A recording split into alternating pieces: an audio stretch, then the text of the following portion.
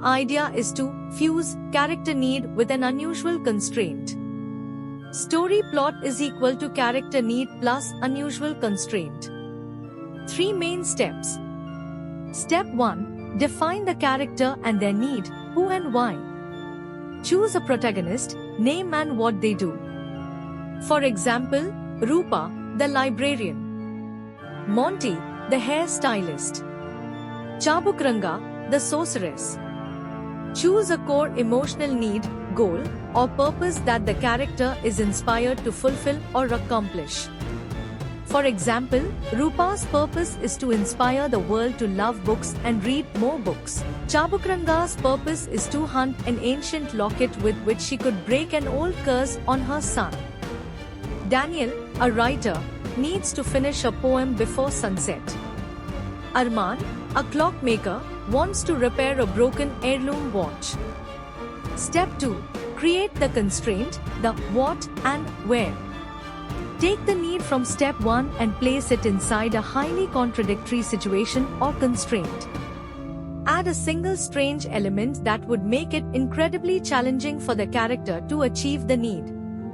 For example, uninvited guests turn up to meet Daniel and sunset is approaching soon. He needs to finish the poem but can't avoid attending the family members.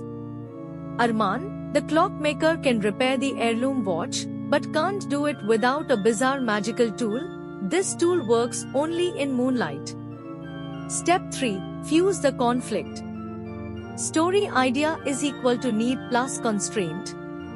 For example, conflict Daniel is facing. Conflict Arman is facing. The process of how they resolve this conflict and arrive at the solution is the trajectory of the story. Step 4. Action.